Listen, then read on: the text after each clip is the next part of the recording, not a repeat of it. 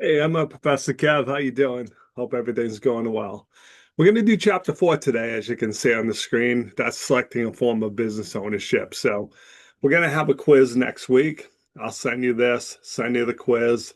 Again, once you're done studying, take the quiz, send it back, just like you've been doing. So it's going to go fine. So here's just kind of a quick picture to make you laugh. That's me as Lilo and Stitch. So I was at a kid's birthday party and they were face painting. So I told you you can draw pictures. Here's one from one of your classmates from last year. And this one actually made me cry, Emma. A student drew this for me the last day of class. I was at an event. I had a purple Thunder Mountain Dew, purple tie. I posted a picture on Instagram because the school has a fashion club. I'm like, hey, fashion club, your tie and Mountain Dew should always match. So just like I said, I just try to throw things out there to make you laugh, to be honest. Don't forget, Emma, first exam's coming back after we go to break, okay? I think you might still be out during this, so we'll just shoot you the exam. It's following the same process we've been following, my friend. It's on chapters 1, 4, 5, 8, and 10. So we've done 1, 5, doing 4 with you now. 8's next week, 10's the following week, then we roll into break. And again, I'm sorry, 50 questions are all multiple choice. Take your time. In your case, you do as long as you need to take it.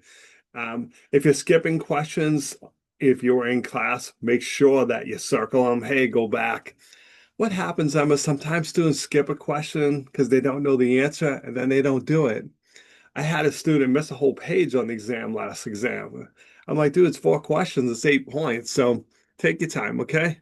And again, don't wait until the night before to study, Emma. And don't forget about chapter 5 because we didn't have a quiz, and sometimes that throws students off. All of the functional areas of business are on the exam, okay? So you need to know them all.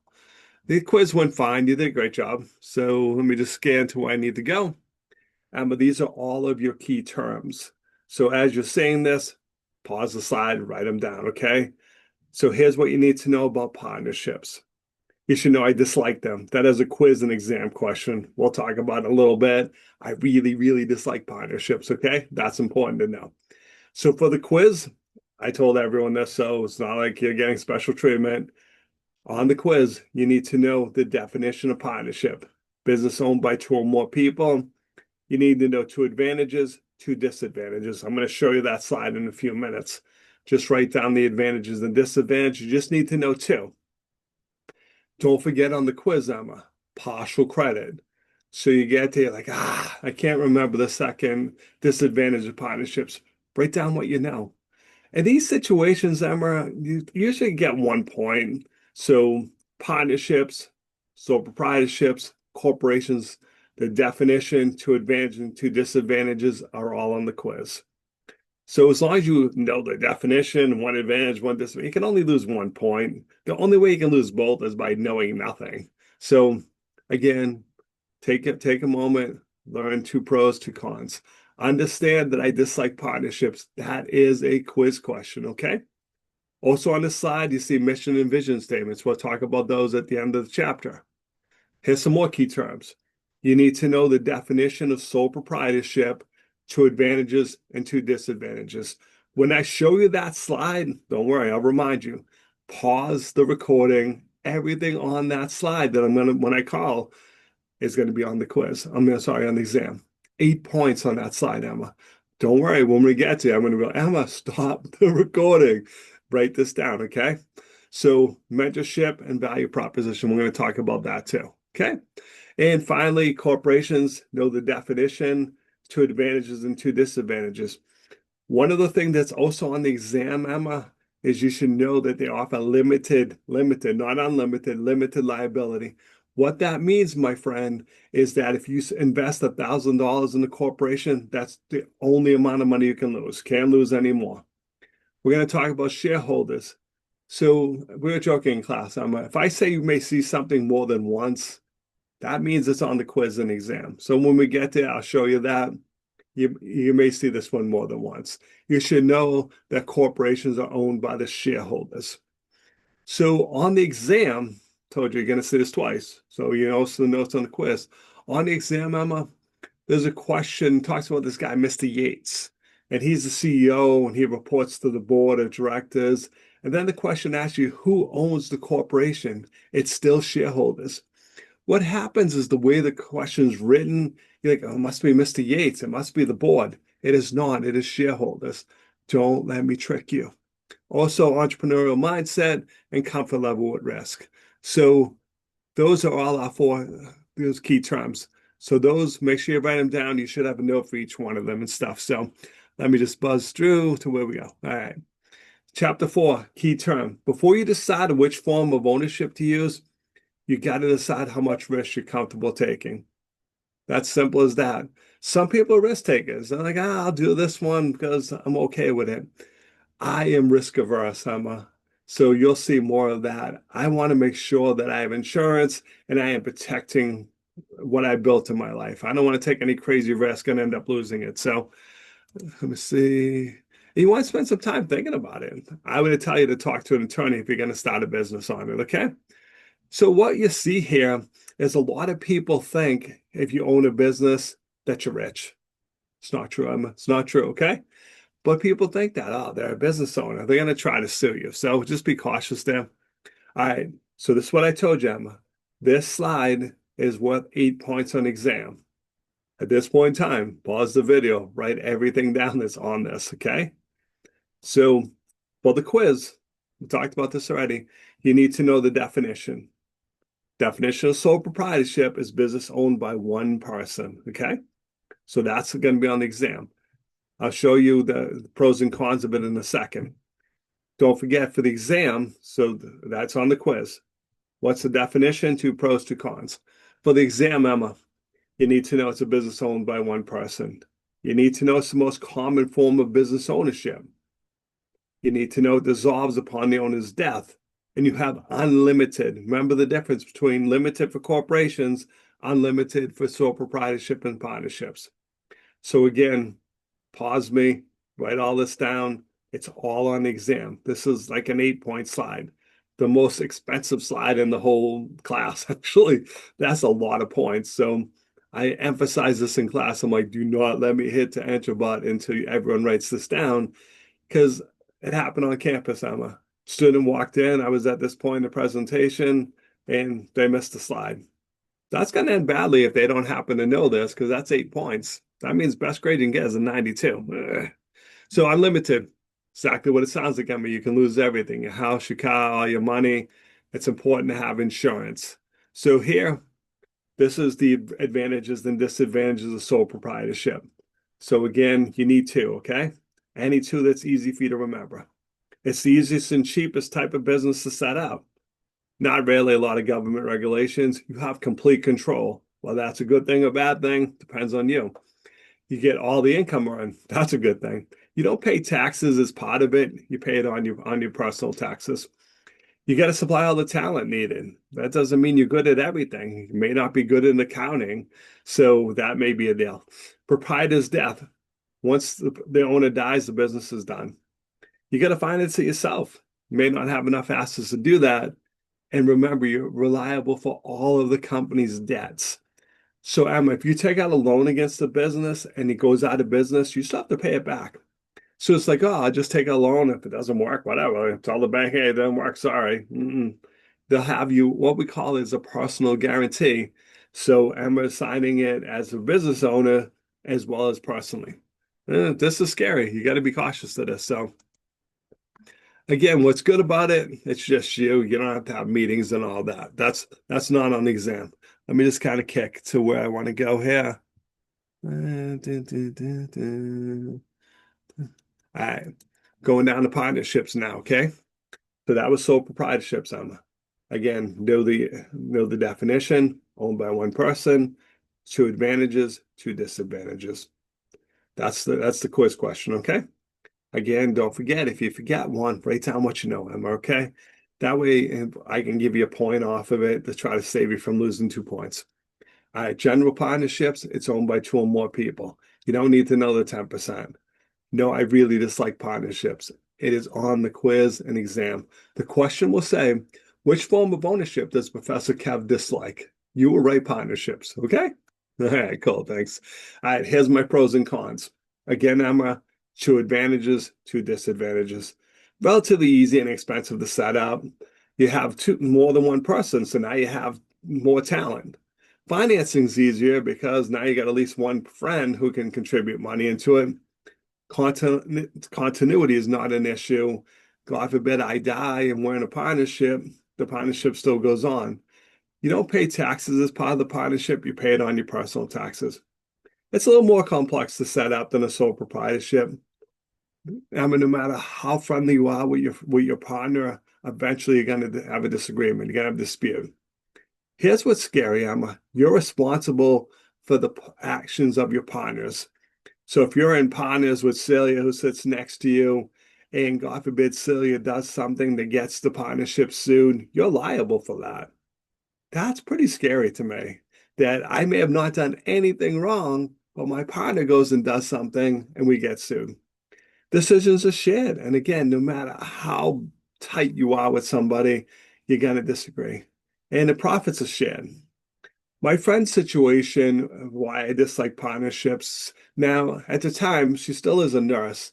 She went to law school with one of her friends who was also a nurse. And what happened was, I'm sorry, I just got distracted. So what happened was they decided to start a partnership because they were both like, well, it costs money to rent the office and all these expenses. So they went into a partnership, and I remember her telling me this. I'm like, what are you doing? They're just so opposite personality wise. My friend is a neat freak. Her partner at the time, because no longer partners, slob. You go into my friend's office, everything is exactly where it's supposed to be. Go in, walk by her friend's office to get there, coffee cups all over the place, papers all over the place. She would walk by and just be, it's just so messy. Where it finally broke was my friend realized she was earning 70% of the income for the partnership. They were splitting it 50-50. So her friend really wasn't working that hard because my friend was. She's like, hey, I'm making enough money without having to do a lot of work. So this is great. Finally, they just had enough, like, we're done, partnership's over. So you got to be cautious of this. It ends friendships. If I have students like, oh, I want to be partners with my friends, it can work. I was telling the class out on Instagram, there's junk teens. They started a junk business. It's two brothers. They hired all of their friends, making tons of money. Everything's hunky-dory.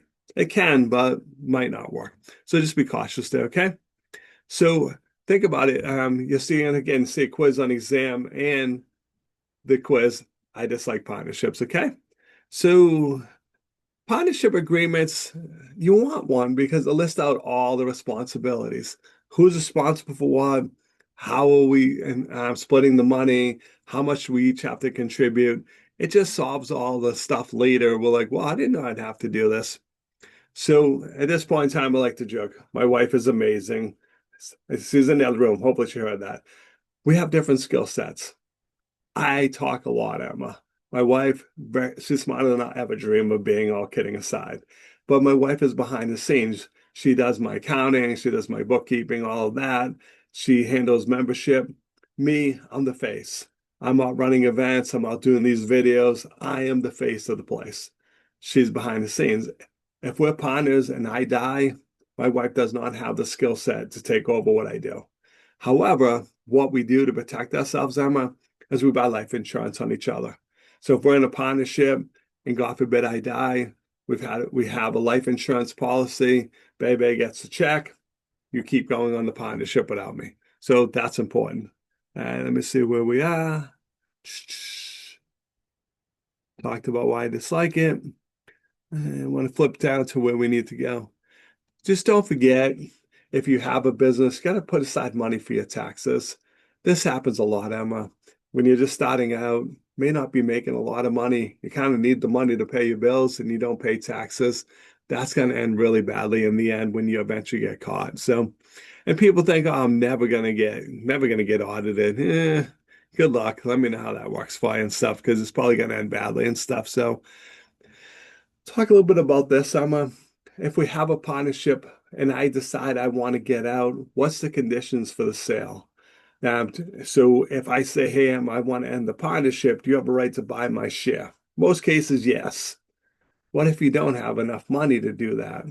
And what happens, Emma, is that when we have the partnership, whoever wants to leave thinks the partnership is worth more money than it actually is. It's just human. It's human nature, Emma. We want as much money as we can get. There's companies that will come in and help you evaluate it and stuff.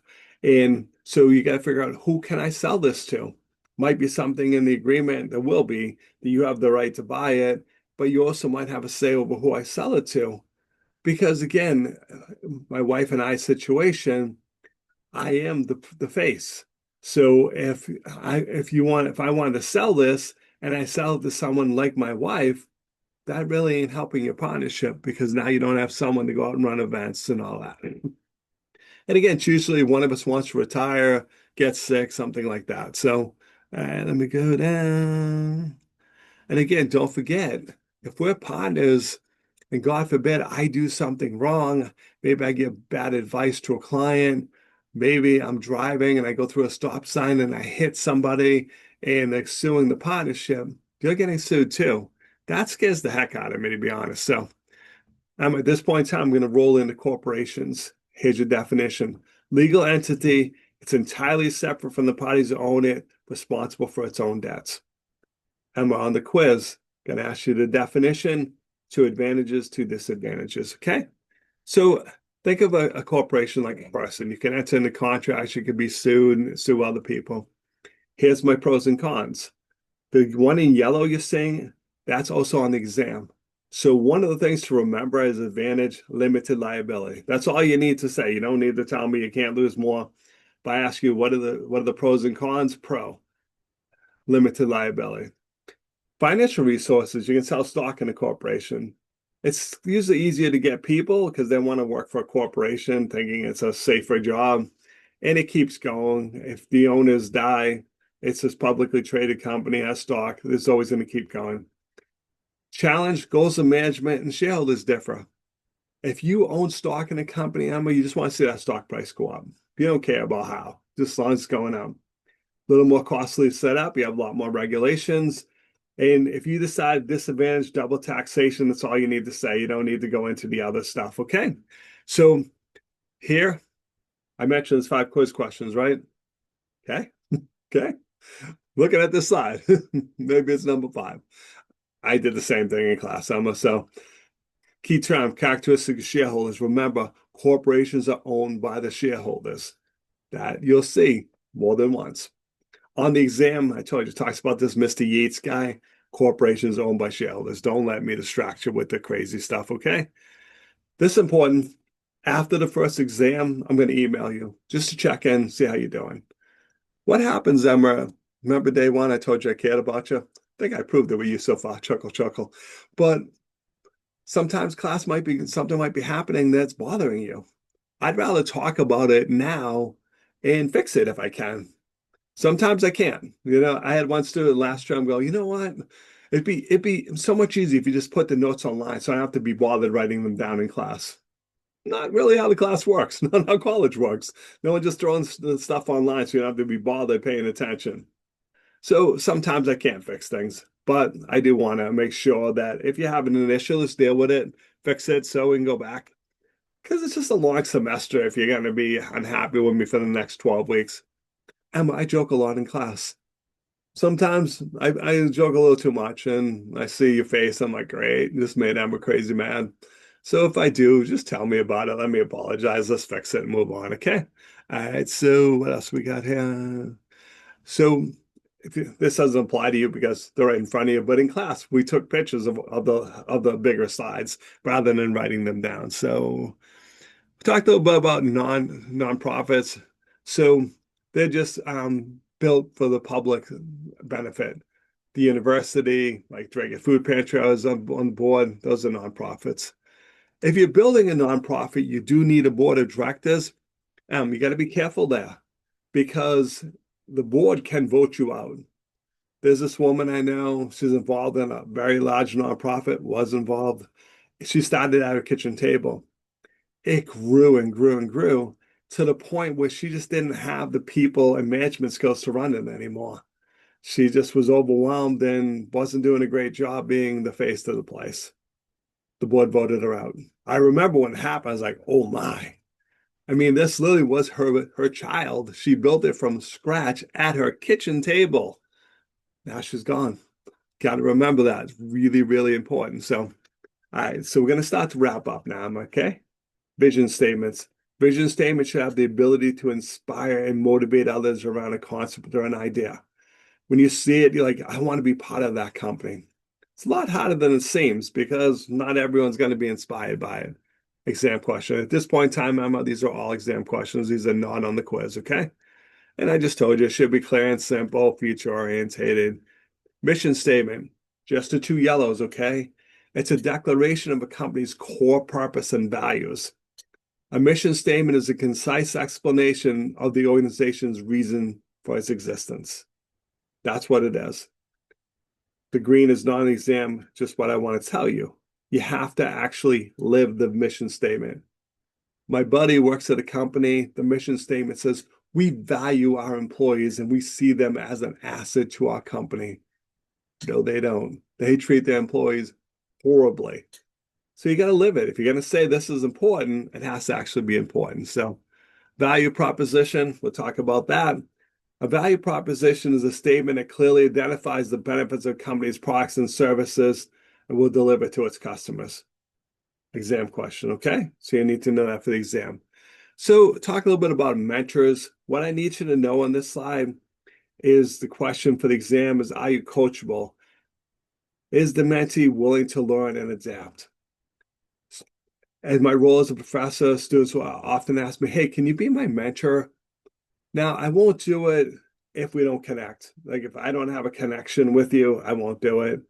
But also, will you listen to me? I have to have the skills too. If you're asking me, I have students like engineering students, hey, can you mentor me? I don't know enough about what you're doing to mentor you. But if I am starting to talk to you and every time I offer you advice, you're like, nah. You dismiss it, then no. And I have come across students like they'll ask a question, and as soon as you tell them something they don't want to hear, like, oh, forget it, Kev. I'm like, okay, forget it. But yeah, so you have to be coachable. And again, make sure you have the time if someone's going to ask you to coach them. Entrepreneurial mindset. This is an exam question. So later on at the end of the class, Emma, you have to write a 2 to 3 page paper about what you learned in this class that you can use in your career or in college. This is one of the things comes up a lot. The mindset, it's a set of skills that enable people to identify and make the most of opportunities, overcome and learn from setbacks, succeed in a variety of settings. When you're out there, you're like, hey, you know what? There's a better way to do this. And you may try to solve it and realize that solution wasn't what you thought it was going to be. You have that setback going, well, I thought I had a solution to this. Unfortunately, people didn't want it. So let me just click to see where we need to go. I think I'm there. I am there. We have finished this. So I'll shoot this to you. I'll shoot you the quiz. Again, Emma, work at the pace you need to work at, okay? We made a deal. I'm not going back on my deal to you, okay? When you've had time to study, take care of the quiz for me. I don't want to see you do bad on the quiz, okay? Again, one more time. Definition of sole proprietorship, 2 advantages, 2 disadvantages. Definition of a partnership, 2 advantages, 2 disadvantages. Definition of corporation, 2 advantages, 2 disadvantages. I dislike partnership, corporations owned by the shareholders. That's the whole quiz. So, like I said, once you're ready to study, take that from me, okay? Again, I can't emphasize it enough, Emma. The deal is the deal. Work at your own pace. If you're having a day you're not feeling well and you need to do it the next day, it doesn't change anything, Emma. As long as at the end of the semester we have all the work we need, we're good. And like I said, we'll just keep going at this pace until you're able to come back. And then, like I said, when you come back, the biggest thing when you come back is working on the group project with your friends and stuff. So that's going to be important. Okay. All right. Hope you're having a great day. As always, Emma, if you have any questions, please email me. Okay. All right. Thanks for watching. Hope you're having a great day.